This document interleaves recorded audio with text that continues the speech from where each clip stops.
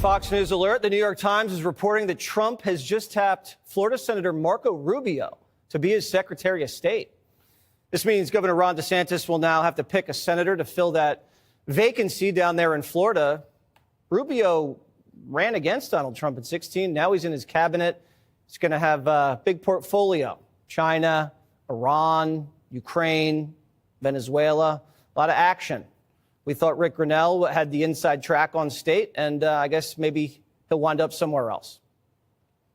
Trump back in the White House, and already making waves with his cabinet picks. Yeah. But this one, picking Rubio as Secretary of State. Oh, yeah, that's a head scratcher. I mean, really a head scratcher. Yeah, for sure. Especially when you look at who's coming out in support of it. Like Fetterman. Yeah, like Fetterman, a Democrat coming out strong for Rubio. It's not something you see every day. Not every day, especially for a position like Secretary of State. Right, it's a big one. Huge. What did he say on X again? Oh, yeah. So Fetterman posts, unsurprisingly, the other team's pick will have political differences than my own. Sure. That being said, my colleague at Sen Marco Rubio is a strong choice, and I look forward to voting for his confirmation. Interesting. Right. Very. It's a calculated move, don't you think? Right. Makes Fetterman look like the reasonable guy. Oh, yeah. The one right. willing to work across the aisle. Absolutely. But throws everyone else for a loop. Totally throws a wrench in the whole thing. Nobody knows what to make of it. Is this like a sign of things to come? More bipartisanship? Or just a temporary truce in the midst of all the crazy? Who knows? Guess we'll have to wait and see how it all plays out. And you know what else this does? Sets off a whole chain reaction in Florida politics. How so? Well, Rubio, as Secretary of State, Oh, right. that Senate seat's up for grabs. Yeah, the political chess game in Florida just got a whole lot more interesting. For sure. DeSantis gets to appoint a temporary replacement until the special election. Right. Could be a chance for him to put a loyalist in the Senate, Totally. solidify his power even more. Exactly. And then there's the special election itself. Oh, yeah, that'll be a total free-for-all. Total circus. Speaking of political maneuvering, Yeah. what about Rubio backing Rick Scott? Oh, yeah. For Senate Republican leader. Even with Cornyn and Thune also in the running. He's picking his sides. Interesting timing, though, right? For sure. Potentially on his way out and already trying to influence who takes over. Yeah. Is he trying to shore up his influence before he even leaves? Or is this about something bigger? Long game stuff. Maybe he just genuinely thinks Scott's the best guy for the job. Maybe. Or maybe he's thinking about the future. A presidential run down the line. Exactly. A stint as Secretary of State wouldn't hurt on that resume. Not at all. And this move with Scott could be about building a power base in the Senate. Right, which would come in handy for any future political ambitions. For sure. So we've got Fetterman's surprise endorsement, DeSantis potentially shaking things up in Florida. Rubio playing chess with the Senate leadership. Right, but what about the rest of the Republican Party? What are they saying about Rubio potentially heading up the State Department? Ah, good point. Seems like the response from his home turf in Florida has been pretty positive. What have you seen? Well, Congressman Steube, for example. Yeah. He praised Rubio's proven record of promoting freedom, defending American interests on the global stage, and standing firm against threats from the CCP. So right out of the gate, he's framing Rubio as this strong... Experienced leader. Yeah, who's going to stand up for American interest? Absolutely no mincing words there. No mincing words at all. And Congressman Giménez went even further. Oh, yeah. What did he say? Called Trump's choice truly historic and brilliant. Brilliant, huh? Yeah, that's a pretty bold statement. What do you think he's trying to signal there? I don't know. Maybe he expects some big changes in foreign policy. Giménez is known for his hawkish views. Right. He probably sees this as a chance for a more assertive America First approach on the world stage. Makes sense. Definitely a sign that some Republicans see this as a chance to really shake things up, on the world stage. Yeah, but what kind of Secretary of State would Rubio even be? Right. Does he even have the experience? Yeah. He's been a senator for a while, but is that enough? Well, he's been in the Senate since 2011. Okay, so he knows how to play the game. Yeah, and he's definitely made some waves on the international scene. Like what? He's been a vocal critic of the CCP, Right. Strong supporter of Israel, and a proponent of a more, let's just say, assertive American foreign policy. Okay, so he's got strong opinions. Yeah. But what about actual, experience dealing with other countries? Well, don't forget his time on the Senate Foreign Relations. All right. That's a pretty big deal. Yeah, I guess so. It means he's been directly involved in shaping American foreign policy for years. Huh. He's been in the room when decisions are made about sanctions, trade agreements, military interventions, all of it. Okay, I see your point.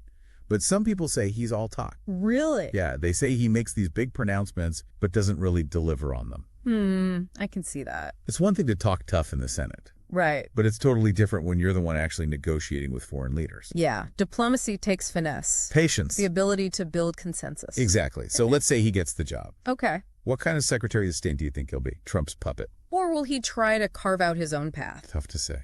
Rubio's walked a tightrope with Trump, Yeah, he stood up to him on occasion. but he's also been a loyal supporter on a lot of key issues. Remember back in 2016? Yeah. Rubio criticized Trump's rhetoric during the campaign, Uh-huh. but then turned around and endorsed him. Became one of his most vocal defenders. Exactly. It's a complicated relationship. To say the least. But I don't think Rubio's just going to be a yes man. No way. He's got his own ambitions, his own worldview. And he's not afraid to make his own moves. Right, and don't forget the political cons. Like what? Rubio's still a relatively young guy. Yeah. Being Secretary of State could be the perfect springboard for a presidential run later on. Classic power move. Totally. He gets to burnish his foreign policy credentials, build relationships with world leaders, position himself as a statesman on the global stage. So you've got this ambitious, experienced, and somewhat unpredictable figure potentially leading American foreign policy. What does that mean for the rest of the world? Yeah, good question. Different countries are going to react in different ways. Some might welcome a more assertive American presence. Right. Others might be a little wary of Rubio's, let's call it hawkish tendency. Yeah, I can't imagine China's too thrilled about the prospect of Rubio calling the shots at the State Department. He's been one of their biggest critics. For sure. And his stance on things like trade and human rights could lead to even more tension between the U.S. and China. Definitely a possibility, but on the flip side, Yeah. countries like Israel and Taiwan, who rely heavily on American support, Right. they might feel a lot more secure with Rubio at the helm. Good point. He's a staunch defender of Israel. Uh-huh. And he's been very vocal in his support for Taiwan's independence. So yeah, his appointment could embolden those countries and shift the balance of power in those regions. So it's a mixed bag. Some potential allies, some potential adversaries. And a whole lot of uncertainty about how it's all going to shake out. Welcome to the world of international relations. Right? It's rarely black and white. It's a constant game of chess where every move has the potential to set off a chain reaction across the globe. So we've covered Rubio's background, His potential motivations. global implications of his appointment. But there's one more piece of the puzzle we need to talk about. What's that? The fallout here at home. Oh, yeah. This whole thing is going to send shockwaves through Washington. The Democrats are not going to be happy about this. Not at all. They see Rubio as a Trump loyalist, a symbol of everything they oppose. Right. And they're going to do everything they can to block his confirmation. Right. Yeah, they're going to go ballistic. This is going to be a political brawl for the ages. Oh, absolutely. Get ready for some fireworks in the Senate. They're going to pull out all the stops. Fiery speeches, political maneuvering, maybe even some backroom deals. Trying to sway some Republicans to their side. You know how it goes. But the Republicans control the Senate, right? They do. So Rubio's confirmation is pretty much a done deal, right? Well, not necessarily. It all comes down to whether they can maintain a united front. If a few Republicans decide to break ranks and vote against Rubio, Uh-oh. his nomination could be in serious. So this is way more than just your typical cabinet appointment drama. Oh, yeah, this is big. It's a power struggle playing out on multiple levels. Internationally, domestically, within the Republican Party itself. It's crazy. And that's what makes this whole situation so fascinating. Right. It's not just about one man getting a new job. No. It's about the future of American foreign policy, the balance of power in Washington, the direction of the Republican Party as a whole. So we've covered a lot of ground here. We have Fetterman's surprise endorsement, DeSantis's potential power play in Florida, Rubio's maneuvering within the Senate, the reactions from both sides of the aisle. It's a lot to take in. It is, but here's the thing. Why should all of this matter to you, the listener? Yeah, at the end of the day, why should anyone care? Because this isn't just some abstract political drama. Right. The decisions Rubio makes as Secretary of State if he gets the job, Uh-huh. they could have very real consequences for all of us. Decisions that could impact our daily. The prices we pay for goods, the threat of terrorism, the stability of entire regions around the world. And America's standing in the world. Exactly. Will we be seen as a reliable partner, a force for good? Or will we become more isolated, more unpredictable? Those are some pretty big questions. They are, and there are no easy answers. No.